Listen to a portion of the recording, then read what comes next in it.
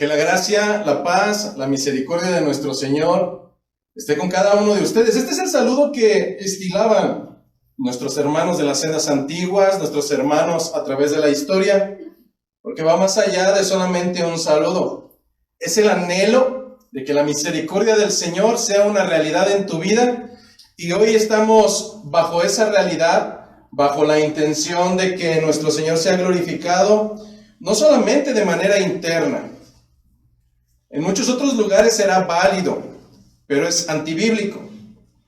Es decir, usted no conoce lo que hay en mi corazón porque ciertamente yo no lo sé, pero en ocasiones, aún en el exterior, dado que todo procede de aquí, las evidencias que salen en el exterior dan muestra de lo que hay adentro. Pero si hay un llamado para los creyentes, no solamente es a creer en tu corazón. El llamado a través de las Escrituras es que haya no solamente evidencia interna, sino también evidencia externa.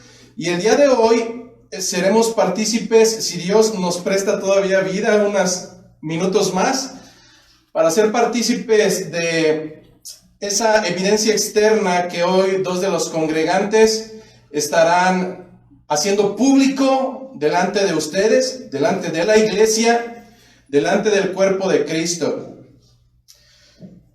Y precisamente el día de hoy hacemos un alto en el camino en cuanto a la secuencia del libro de Mateo, para poder hacer un estudio realmente rápido y general, porque pudiéramos llevarnos horas, días, semanas, hablando acerca del concepto único del bautismo y de la esencia que el Señor tiene de forma bíblica. ¿Por qué titular el día de hoy esta predicación el bautismo bíblico? Porque ciertamente hay otros tipos de bautismo que no lo son. Y aún te puedo asegurar que hoy en día en iglesias que se autodenominan como de cristianos sigue existiendo el bautismo que no es bíblico.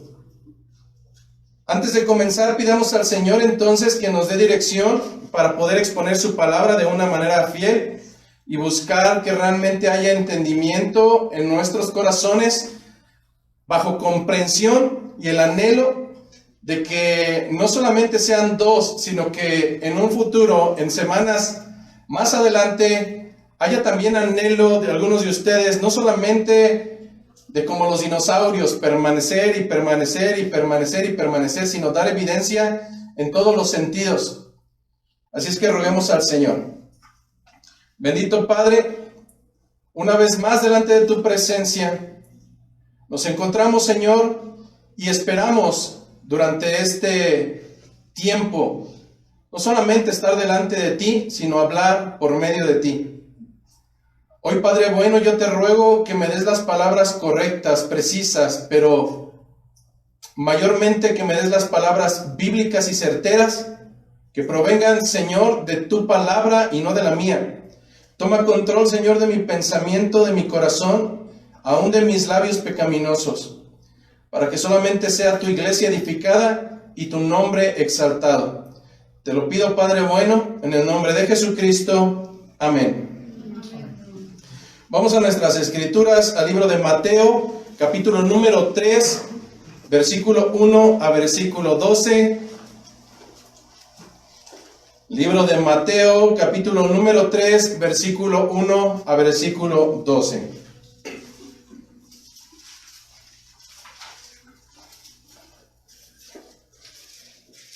Dicen las escrituras en esta mañana: en aquellos días vino Juan el Bautista predicando en el desierto de Judea y diciendo: arrepentíos, porque el reino de los cielos se ha acercado.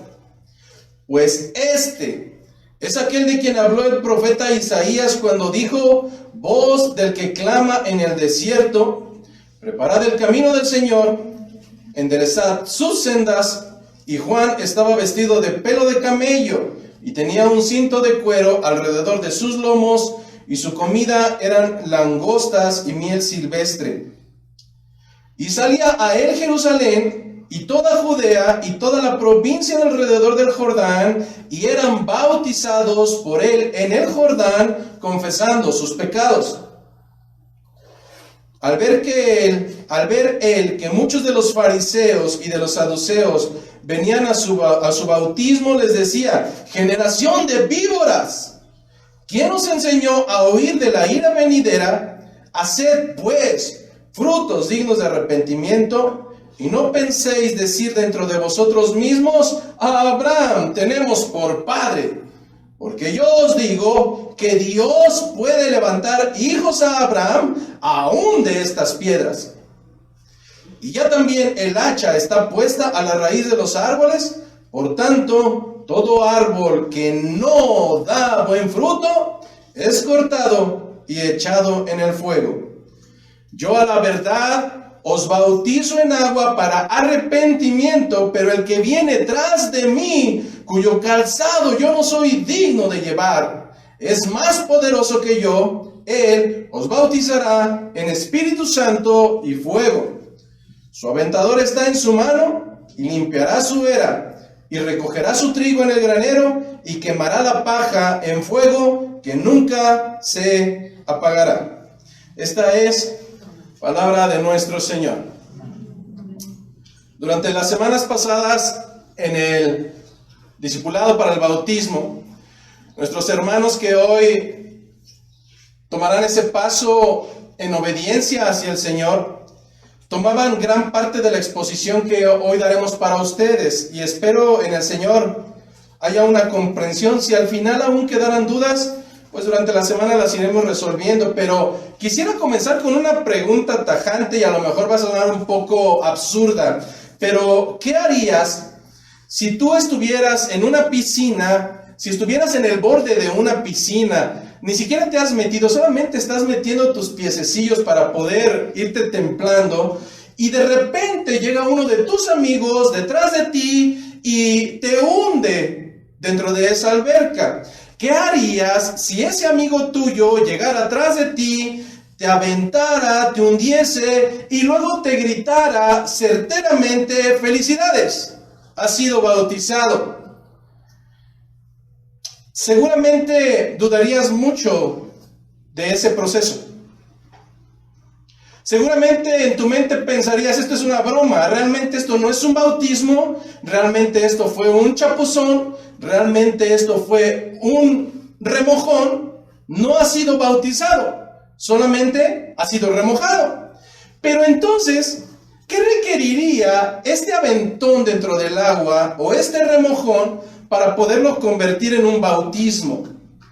Hay dos elementos esenciales, los cuales son inherentes a un bautismo que sea bíblico, y el primero de ellos tiene que ver con el grado de conciencia.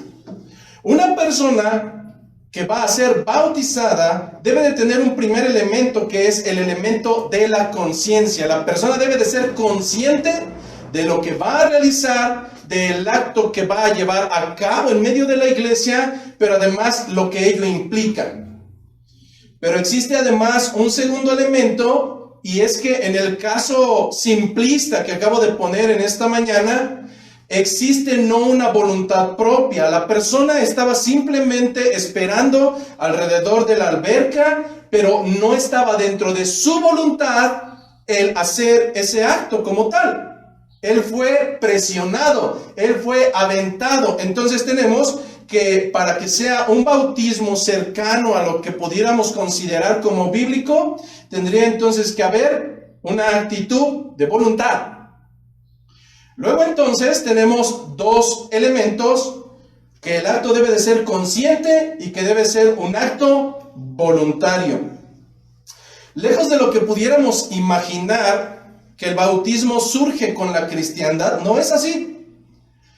En la antigüedad existían ya algunos ritos de carácter sacrificial en cuanto a la limpieza para poder estar delante de Dios. Dentro de los libros de Levítico y el libro de Números, nosotros podremos encontrar diferentes momentos en los cuales el mismo Dios le da ordenanza a su pueblo, y específicamente a los encargados del lugar del tabernáculo de reunión, para que después de hacer todos los sacrificios y el derramamiento de sangre, la imposición a través de algunos animales, toda su vestimenta, todo su cuerpo, todo aquello que hubiera tocado algo inmundo, fuera lavado, fuera limpiado de una manera tan escrupulosa que ellos pudieran entrar de una manera digna delante del Señor. Luego entonces los levitas tendrían que purificarse, tendrían que lavar sus vestidos, pero lejos de lo que pudiéramos creer que solamente era una cuestión ritualista, no era así. Aún aquellos que serían partícipes del culto de reunión dentro del tabernáculo, tanto en el lugar de sacrificios como en el lugar santo y el lugar santísimo, deberían de tener una conducta intachable,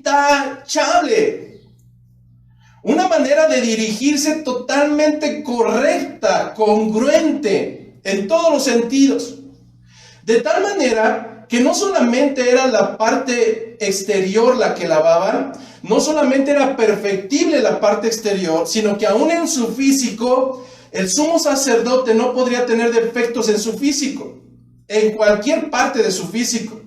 Tendría que ser perfecto en su totalidad.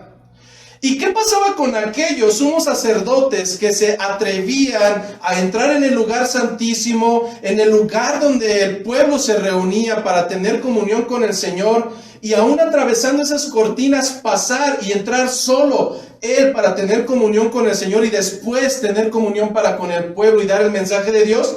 Esa persona, ese sumo sacerdote, usaba varios de los elementos descritos en el libro de Levítico y de Deuteronomio, y dentro de ellos hay algo peculiar. Aquel hombre, después de haberse lavado, tendría que tener una conducta intachable, porque si no, era estilado que tenía un efod y una túnica con campanillas en la parte inferior. Pero aparte de ello, también le era atado a una de sus piernas una cuerda que tenía el otro extremo hasta el exterior.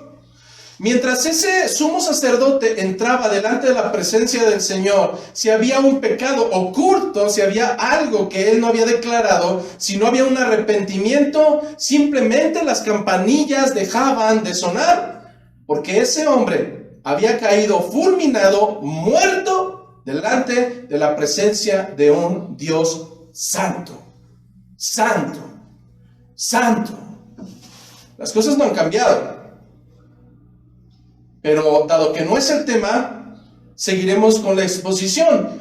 Entonces, en el tiempo de Jesucristo se practicaba ya un bautismo, y este bautismo era administrado a las personas que eran conversas del paganismo y que consistía en un baño, en una inmersión en agua limpia de manera ritualista para quitar culturalmente las impurezas. Nuevamente, si un judío se había salido del camino de la ley de Dios y había tenido contacto con pueblos paganos y había tenido prácticas paganas y él quisiera regresar al camino recto, él tendría que pasar por un proceso ritualista, un bautismo, pero este era solamente para reconvenir en su cultura. ¿Cuál es la diferencia entonces de este tipo de bautismo para salir del paganismo y regresar al pueblo hebreo, y en diferencia con lo que comenzaba a practicar Juan el Bautista? La diferencia es tajante, y creo que aquí es donde vamos a poder identificar algunos de los conceptos que tal vez en otras iglesias no son importantes, pero aquí lo son. Simplemente por una razón, porque el Señor así lo demanda. Y por cuanto Él así lo requiere, así se practicará el tiempo en que el Señor nos permite en esta tierra. La diferencia entre el bautismo ritualista del tiempo de Jesucristo y el bautismo predicado por Juan el Bautista es totalmente diferente. Se trata de un bautismo enfocado en el fin de los tiempos, de un bautismo escatológico. ¿Esto qué quiere decir, pastor? Lo que Juan el Bautista estaba proclamando no era que te reconvinieras del pueblo pagano al pueblo judío. Lo que estaba diciendo es que se estaba acercando el tiempo del fin de esta era, y por tanto era necesario que todo hombre, que toda mujer procediera al arrepentimiento de sus pecados. Y en este sentido, podemos encontrar dos características al menos distintivas del bautismo bíblico, dentro de las cuales la primera es que el bautismo bíblico de Jesucristo, predicado por Juan Bautista, predicado por el mismo Jesucristo, predicado por los apóstoles, requiere una primera característica, y es que haya una confesión pública de tus pecados. Pastor, ¿qué vamos a hacer? ¿Como los sacerdotes de la cultura popular? No. Lo único que hacemos delante del pueblo de Dios es reconocer que no somos perfectos, que fallamos en todo momento, que solamente la misericordia del Señor basta para nuestras vidas, porque por nuestras fuerzas no podríamos hacerlo jamás. De tal manera que al menos en esta iglesia no estamos ávidos de bautizar gente perfecta. Por el contrario, tampoco gente soberbia que diga que no peca. No, absolutamente no. Pues entonces, este hombre o mujer le haría a Dios mentiroso. Primer característica del bautismo bíblico: exige una confesión pública de tus pecados. Pero además existe una segunda, y esta es donde tal vez en algunos casos, aun cuando participen del discipulado de bautismo, aun cuando hayan tomado la membresía, demos la recomendación y evitemos el bautismo de alguno. Porque la segunda característica de este bautismo distintivo, que es bíblico, es que quien haya de querer caminar con Cristo públicamente exige frutos dignos de arrepentimiento. El bautismo bíblico exige frutos dignos de arrepentimiento. Cosa compleja. Porque entonces, en otros lugares, estilan bautizar adolescentes cuyo caminar es sumamente dudoso. Y por tanto yo te diría, no existen frutos dignos de arrepentimiento. Y por cuanto siguen pecando de manera arbitraria, luego entonces tampoco se cumple la primera característica, confesar que eres pecador. Por cuanto yo no me considero pecador, no hay frutos dignos de arrepentimiento, no hay elementos para dar un bautismo bíblico. Regresando a la cita bíblica central, las Escrituras nos dicen en el versículo número 1 que en aquellos días vino Juan el Bautista predicando en el desierto de Judea y diciendo: arrepentíos, arrepentíos, porque el reino de los cielos se ha acercado. Traducción: el reino descrito a través de la descripción de Daniel, en referencia al sueño del rey Nabucodonosor, en el libro de Daniel capítulo 2 versículo 44, solamente búscalo en tu casa. Daniel había dado claridad que en los tiempos postreros, en los tiempos futuros, vendría un reino el cual no sería hecho con manos humanas, y por cuanto no era hecho con manos humanas, no sería destruido jamás. Mientras en el pensamiento de los judíos se hablaba de un reino poderoso, no. Lo que Daniel estaba hablando en referencia al sueño del rey Nabucodonosor era de la instauración del reino de los cielos a partir de Juan el Bautista y precedido por Jesucristo. Y en este sentido la característica es importante. Arrepentíos. No dice acepta al Señor en tu corazón, no dice anda animoso, no. Lo que está pidiendo el bautismo bíblico es que te arrepientas de tus pecados. De tal manera que, como ya lo hemos visto en otras predicaciones, para el pueblo hebreo no es lo mismo la palabra metanseo, que es arrepentimiento genuino, que la palabra metamelomai, que es remordimiento. El bautismo bíblico no es aquel por el cual sucede algo en mi vida o a mi alrededor, tiro muchas lágrimas, cambio momentáneamente mi comportamiento y después vuelvo a ser el mismo cerdo que antes. No, este tipo de arrepentimiento barato que se traduce como remordimiento no es el bíblico que se requiere para dar frutos dignos de arrepentimiento, no lo es.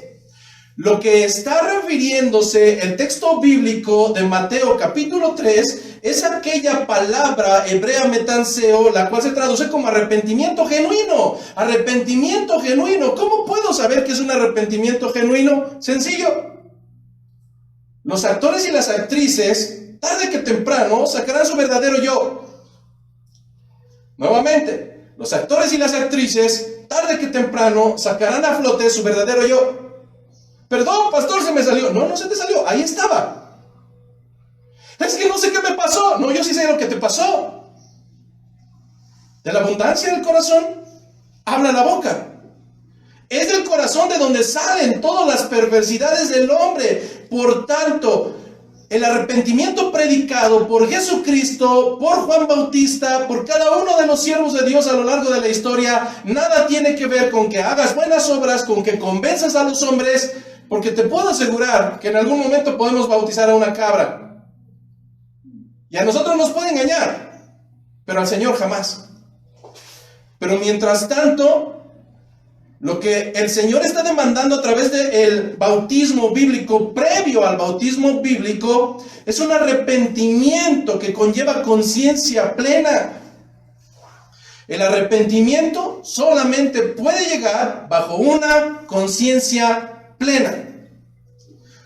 Es por ello también que en este lugar no se bautiza, por un lado, gente sin evidencias de metanseo. Traducción, gente sin evidencias de arrepentimiento genuino. Y dos, no bautizamos gente sin conciencia. Esta es la razón por la cual no se bautiza gente que no tenga evidencias, pero tampoco se bautiza ni menores de edad, ni niños. Porque si te estoy diciendo que la palabra metanseo conlleva un arrepentimiento genuino, un elemento de conciencia acerca de tu vida pecaminosa, dime si esto lo puede hacer un infante. No, el infante lo que quiere es llorar, que le cambies el pañal, que le des comida, pero él no tiene noción, no tiene razonamiento, no tiene conciencia. ¿Cómo es que alguien sin conciencia puede tener arrepentimiento? ¿Cómo es que alguien sin conciencia puede tener evidencias de un arrepentimiento genuino? No lo hay. Y aun cuando hay iglesias que consideramos como paidobautistas, es decir, que bautizan niños, nosotros como Iglesia Caminando por Fe Querétaro no lo hacemos, porque no es bíblico. Y entonces, hermano, si bautizar niños, si bautizar infantes no es un bautismo, si me avientan a la alberca, eso no es un bautismo.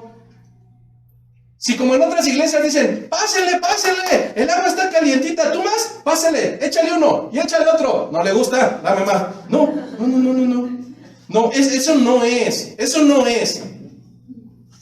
¿Cómo puedes bautizar a alguien del cual no conoces su vida, no conoces sus pasos, no tiene evidencia, no sabes incluso ni quién es? ¿Acaso realmente estaremos poniéndole la importancia, la seriedad y el respeto necesario a este sacramento básico, ordenanza del Señor? En lo absoluto, no es así. Pero entonces, si todo esto no es el bautismo, pastor, entonces, ¿qué es el bautismo bíblico?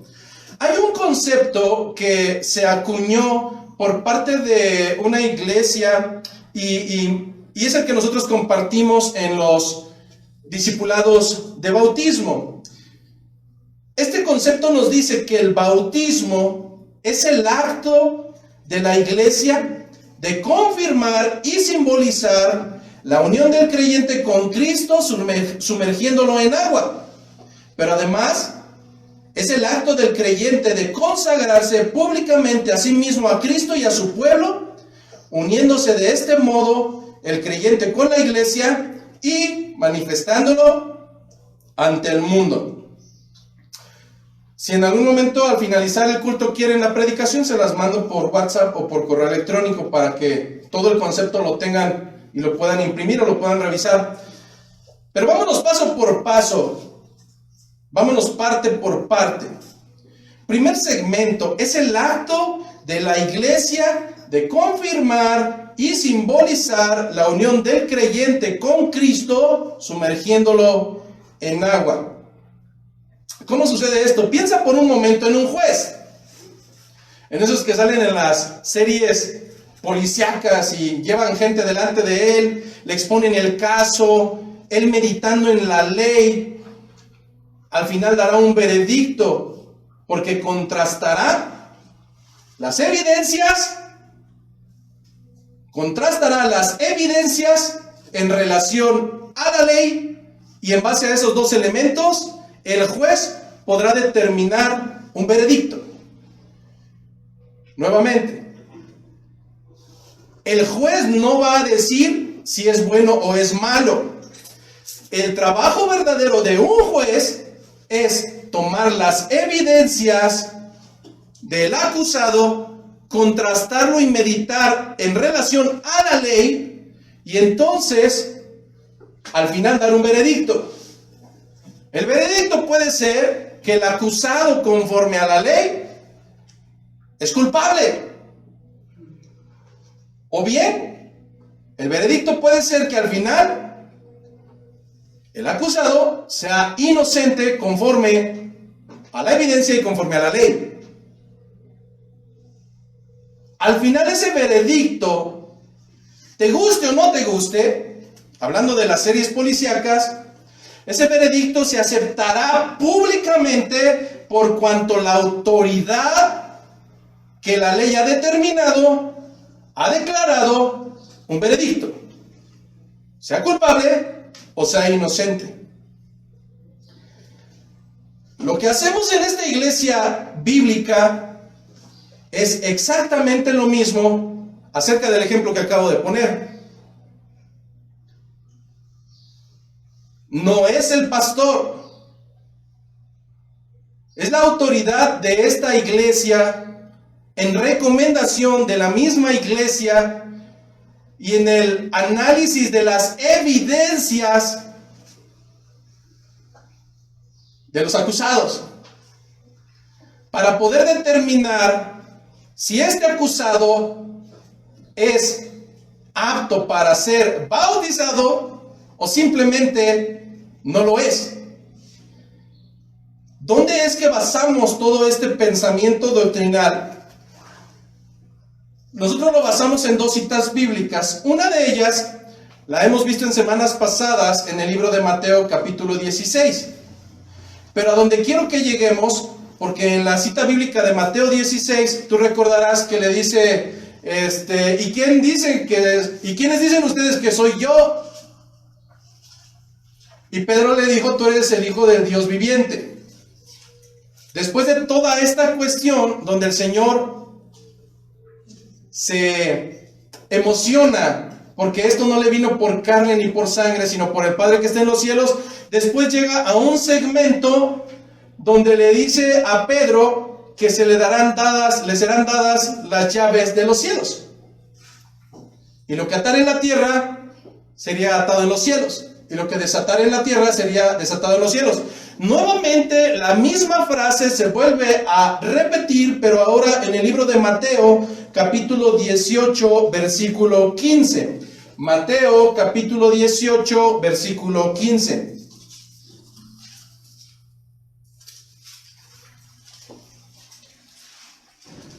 Fíjate el contexto. Por tanto, está hablando de cómo reconciliar a un hermano en Cristo, pero al final dice, pero si no, tenle por gentil y publicano.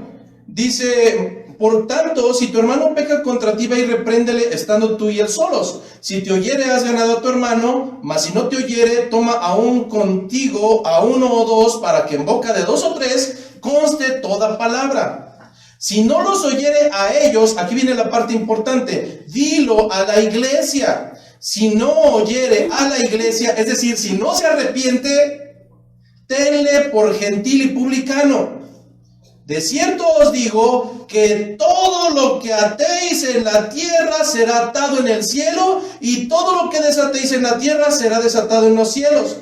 Otra vez os digo que si dos de vosotros se pusieren de acuerdo en la tierra acerca de cualquier cosa que pidieren, les será hecho por mi Padre que está en los cielos, porque donde están 2 o 3 congregados en mi nombre, ahí estoy yo en medio de ellos. Paréntesis. El Señor no está diciendo que te dará las llaves de los cielos para que ates y desates y declares y desdeclares y ya no sé qué tantas cosas inventan. No está diciendo eso. Si te das cuenta, el contexto sobre el cual está esta cita bíblica es el hecho de que alguien dentro de la iglesia cometió falta y tendrá 3 oportunidades para poder resarcir su camino. Pero al final, si es un necio contumaz, la iglesia le tendrá por gentil y por publicano.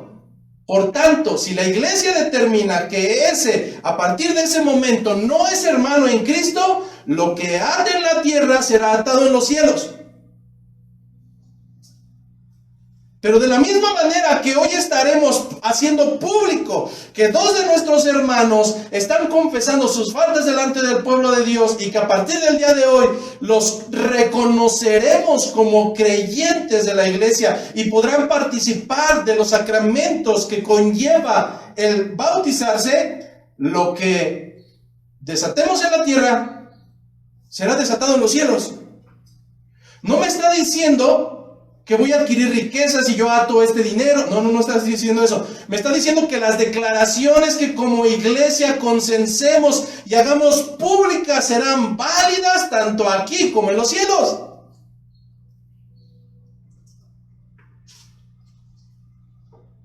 Por otro lado,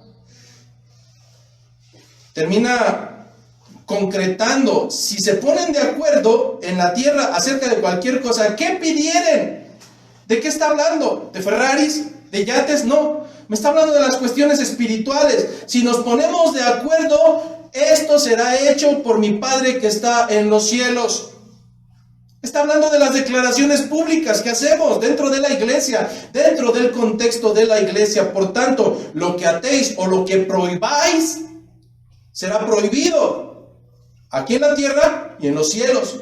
Y por tanto lo que desatéis, es decir, lo que apruebes, será aprobado en la tierra y será aprobado en los cielos. Al final, lo que quieren decir las Escrituras es que tanto los servidores del Señor, los apóstoles en su momento, como las iglesias congregadas, uno en Mateo 16 y otro en Mateo 18, tienen la autoridad de hacer una declaración pública o dictar un veredicto en el nombre de nuestro Señor Jesucristo. Y eso es lo que haremos hoy. Las iglesias locales son las que tienen la autoridad para bautizar. ¿Qué pensarías si en este momento te dijera: oye, es válido que el del mercado, el señor ese que es bien grosero, venga y te bautice? ¿Lo puede hacer? Sí, lo puede hacer. Lo podemos poner ahí atrás y que te sumerja en agua. ¿Sería correcto? No sería correcto. No es ni congregante, no es creyente, no hay evidencias, etc. Por tanto, este concepto es solamente cedido para la iglesia local. Y en este sentido, el bautismo es una señal de la efectividad que se ha gestado en un creyente sobre el evangelio. Indica que esta persona ha dado la espalda a partir de ese momento al mundo y anhela y busca vivir en Cristo por medio de la fe.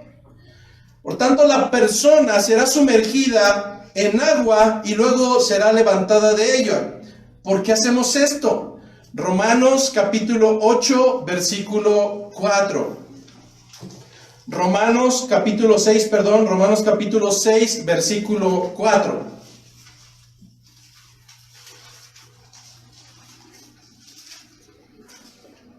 ¿Por qué tiene que ser en agua? ¿Por qué no hacemos un spray y se los echamos encima? ¿Por qué no le hacemos como en otros? Lo ponemos nada más de ladito y le ponemos una jícara y le echamos en su cabecita. Bueno, dice Romanos capítulo 6, versículo 4, porque somos sepultados juntamente con Él. Porque somos sepultados juntamente con Él para muerte por el bautismo. ¿Qué dice? Somos sepultados. a fin de que como Cristo resucitó de los muertos por la gloria del Padre, así también nosotros andemos en vida nueva. Por tanto, el bautismo no es un espreo, el bautismo no es un jicarazo, un chacapazo, dirían los de Michoacán. No. En base a las Escrituras, la sumersión física imita el proceso de sepultura, pero no solamente de sepultura, sino también de resurrección. Simboliza la unión de un creyente con Jesucristo, así que la iglesia confirma y simboliza la unión del creyente con Cristo, sumergiéndolo con agua. ¿Qué pasaría si hoy alguno de nosotros fallece y lo llevamos a enterrar y solamente le aventamos 3 granitos encima? Nos van a demandar. Tiene que bajar a tierra. O hoy en día tiene que ser cremado, pero a final de cuentas regresa al polvo. Por ello es que el creyente tiene que ser sumergido totalmente en agua y después salir de ella en simulación no solamente de la muerte a este mundo. A partir del bautismo, el creyente renuncia a su vida terrenal, no más andar en lo cotidiano, no más andar con la sensualidad y los deleites del mundo, no más estar en esas cuestiones, sino que al igual que Jesucristo murió, resucitó para vida eterna. Lo mismo harán nuestros hermanos en un momento más. Regresando nuevamente al concepto que es el concepto base, que les dije que no está escrito en las Escrituras, valga la redundancia, pero estoy dando fundamento para llegar a este concepto. Nos dice que es el acto del creyente de consagrarse públicamente a sí mismo, a Cristo y a su pueblo. Entonces no hay bautismos secretos, no hay bautismos en los cuales nada más tú te diste cuenta y nadie más. No, eso no puede ser así. Tampoco puede haber bautismos virtuales, donde la gente está en otro lado y tú nada más con el bautizado aquí. No es así. ¿Dónde basamos esto? Hechos de los Apóstoles, capítulo 2, versículo 37. Hechos de los Apóstoles, capítulo 2, versículo 37 en adelante. Hechos 2, 37. En lo que va llegando ahí, el contexto es que los apóstoles, los discípulos estaban unánimes después de la muerte de Jesucristo al tercer día, y de repente llegó una ráfaga de viento y lenguas como si fueran de fuego se posaron sobre ellos. Era el Espíritu de Dios, aquello profetizado por Joel. Pero ese momento fue glorioso porque aquel que habíamos conocido como el cobarde de Pedro, que había negado a Jesucristo, en esta escena se para delante de varones de todas las naciones que se encontraban en la región para celebrar el día de Pentecostés. Gente de todas las naciones, judíos, pero ciertamente muchos de ellos ya no hablaban el idioma hebreo. Y al pararse delante de ellos empieza a predicar a Cristo muerto, crucificado por ellos mismos. Entonces dice el versículo 37, al oír esto, se compungieron, se adolorieron de corazón y dijeron a Pedro y a los otros apóstoles, varones hermanos, ¿qué haremos? Pedro les dijo, acepten al Señor en su corazón. No dijo así. Pedro les dijo, arrepentíos y bautícense cada uno de vosotros en el nombre de Jesucristo. ¿Para qué? Para perdón de los pecados. Y recibiréis el don del Espíritu Santo, porque para vosotros es la promesa, y para vuestros hijos, y para todos los que están lejos, para cuantos el Señor nuestro Dios llamare. Y con otras muchas palabras testificaba y les exhortaba diciendo, sed salvos de esta perversa generación. Así que los que recibieron su palabra duraron 10 años en la iglesia y decían, no estoy listo para bautizarme, todavía no es mi tiempo. No, eso nunca lo vas a encontrar, dinosaurio. Así que los que le recibieron su palabra fueron bautizados. Y se añadieron aquel día como 3,000 personas y perseveraban en la doctrina de los apóstoles, en la comunión unos con otros, en el partimiento de pan y en las oraciones, y sobrevino temor a toda persona y muchas maravillas y señales eran hechas por los apóstoles. Todos los que habían creído estaban juntos y tenían en común todas las cosas y vendían sus propiedades y sus bienes y los repartían a todos según la necesidad de cada uno. Y perseverando unánimes cada día en el templo y partiendo el pan en las casas, comían juntos con alegría y sencillez de corazón, alabando a Dios y teniendo favor con todo el pueblo. Y el Señor añadía cada día a la iglesia los que habrían de ser salvos. ¿Qué hacían los que creían? Creo, y por cuanto creo, lo voy a hacer públicamente. ¿Cuántos salieron de entre las filas? 3,000. ¿Cómo 3,000? Te puedo asegurar que había más de 3,000, pero esos 3,000 tuvieron que salir de las filas. Lo tuvieron que hacer público. Con toda la burla y con todo lo que conlleva el seguir a Jesucristo. Por un lado, los que recibían el Evangelio, eran bautizados, sí o sí. Segundo punto, se añadieron en aquel día como 3,000 personas. Tercer característica, venían cada que les placía, no, perseveraban en la doctrina de los apóstoles. Cuarto punto, perseveraban en la comunión unos con otros de manera unánime. Es que no me gustan los hermanos de esta iglesia. Híjole, pues es lo que hay. Pero la característica de un creyente no es apartarse de sus hermanos como si fueran apestados o decir, ay, qué asquito. No. Los hermanos sí o sí permanecen unánimes, perseveran en la comunión unos con otros y además lo hacen de una manera unánime. Piensa en los que se arrepintieron en aquel momento, en el día de Pentecostés, fueron bautizados. Todos aquellos salieron de la multitud, dando un paso al frente para ser bautizados, y en ese momento estaban siendo ya etiquetados como seguidores de Jesucristo. Por tanto, el Evangelio no solo es interno, el Evangelio es interno y es externo. Debe de haber evidencia pública. Por tanto, el bautismo es el primer acto público de fe en el cual el creyente declara a Jesucristo como su entero y absoluto Salvador. Por tanto, no existen discípulos secretos. No los hay.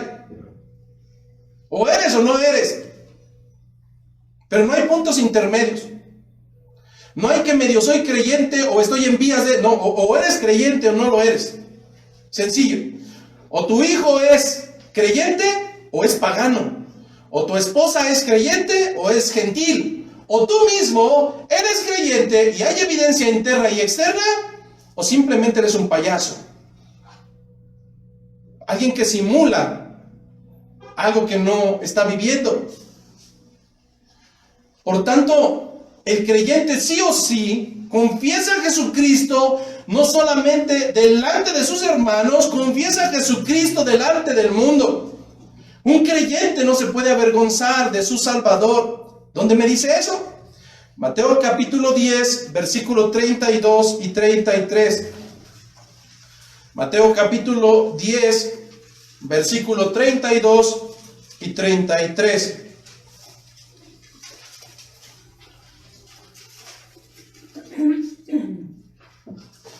A cualquiera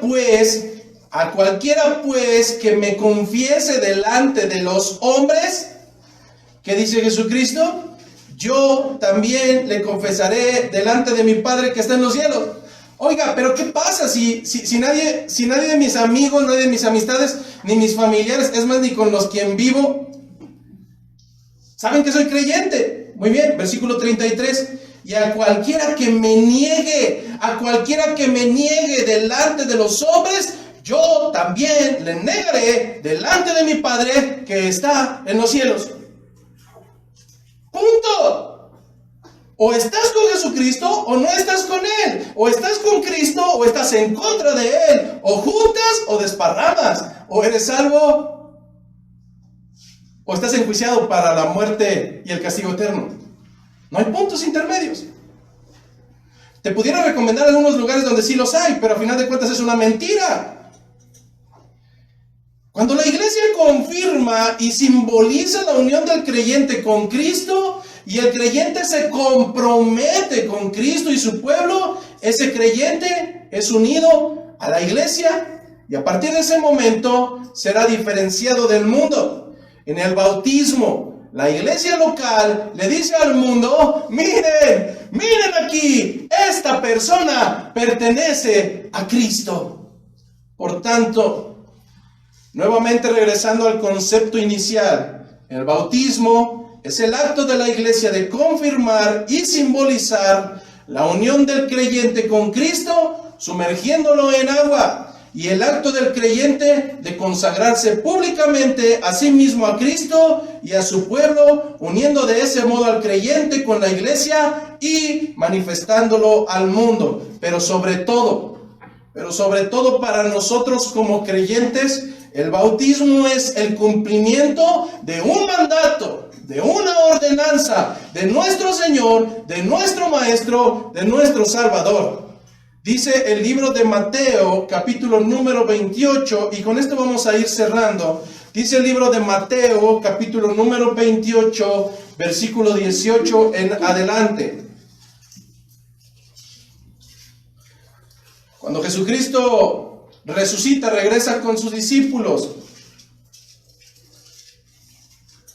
Y mira lo que les digo. Mateo 28, 18. Y Jesús se acercó y les habló diciendo: toda potestad, todo poderío, toda autoridad me es dada en el cielo y en la tierra. Por tanto, id y haced discípulos a todas las naciones, bautizándolos en el nombre del Padre y del Hijo y del Espíritu Santo, enseñándoles que guarden todas las cosas que os he mandado, y he aquí, yo estoy con vosotros todos los días hasta el fin del mundo. Amén. Así es que en unos momentos más, Raúl y Amanda estarán siendo bautizados de manera pública. Todavía hasta el día de ayer y todavía hasta hace unos momentos no me caía el 20, pero es un día glorioso, hermanos.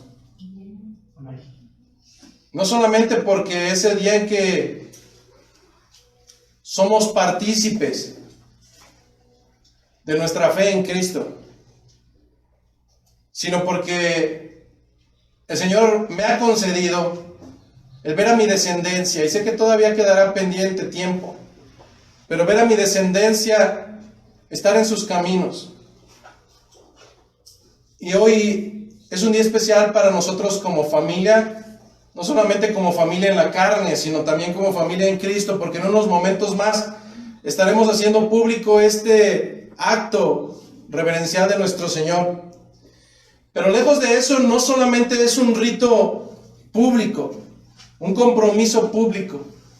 A partir del día de hoy, nuestros hermanos se estarán comprometiendo públicamente a morir al mundo para vivir plenamente en Cristo, para ser siervos para su gloria.